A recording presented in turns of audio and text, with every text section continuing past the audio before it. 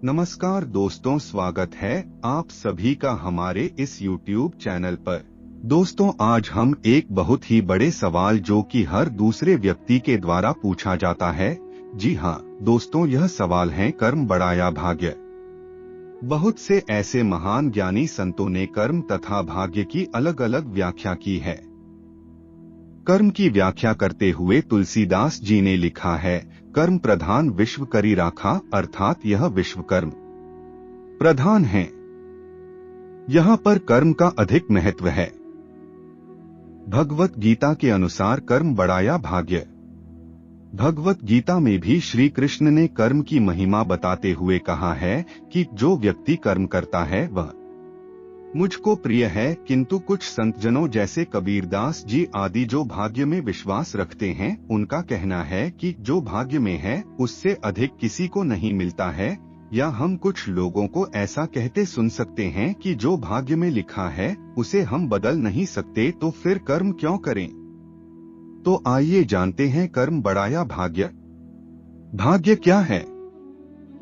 कर्म और भाग्य में कौन बड़ा है, यह जानने से पहले हमें यह जानना होगा कि आखिर भाग्य क्या है, भाग्य निर्माण कैसे होता है। दोस्तों, हिंदू धर्म पुनर्जन्म में विश्वास रखता है। हिंदू धर्म के हिसाब से आत्मा एक शरीर को छोड़कर दूसरे शरीर को धारण कर लेती है। इसका उल्लेख भगवत गीता में भी मिलता है। व्यक्ति के द्वारा इस जन्म के संचित कर्म ही अगले जन्म के लिए भाग्य का कार्य करते हैं। संचित कर्म अच्छे या बुरे किसी भी प्रकार की हो सकते हैं। आइए अब इसे एक उदाहरण से समझते हैं।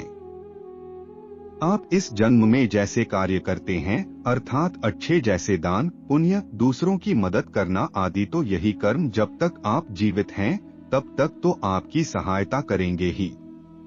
और जो बचे हुए कर्म है, यदि आप मृत्यु को प्राप्त होकर अगले जन्म को प्राप्त करते हैं, तो जो कर्मों का फल आपको इस जन्म में नहीं मिल पाया है, वह कर्मों का फल या संचित कर्म आपके अगले जन्म में के लिए भाग्य का कार्य करते हैं।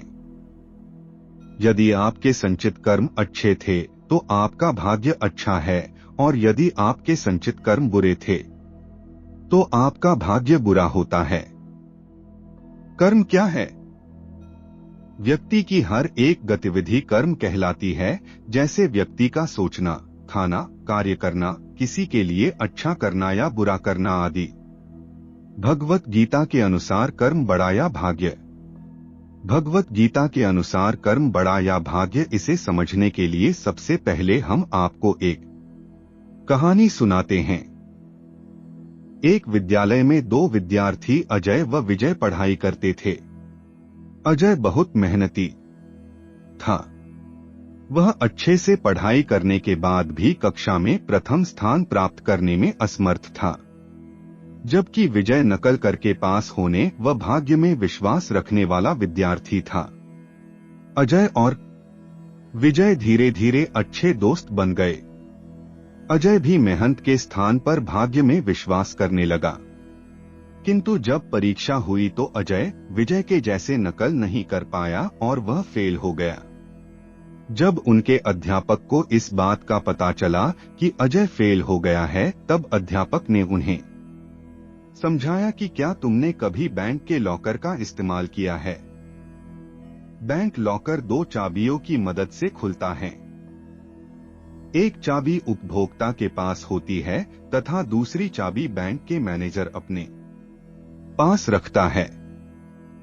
ठीक इसी प्रकार हमारा जीवन भी दो चाबियों अर्थात भाग्य तथा कर्म की चाबी पर निर्भर होता है, तथा बैंक मैनेजर की भूमिका ईश्वर अर्थात भगवान निभाता है। हमें अपने जीवन में अपने कर्म रूपी चाबी का इस्तेमाल करते रहना चाहिए। क्या पता कब ईश्वर अपनी भाग्य रूपी चाबी का इस्तेमाल करें और हम सफल हो जाएं। वहीं दूसरी ओर हो सकता है परमात्मा अपनी भाग्य रूपी चाबी लगा रहा हो, पर हम अपनी कर्म रूपी चाबी का इस्तेमाल ही ना कर रहे हो और हमारी सफलता का ताला खुल ही ना पा रहा हो। गीता के अनुसार भाग्य भी कर्मों से ही बनता है, जो कि पिछले जन्मों का कर्म अर्थात संचित कर्म होता है।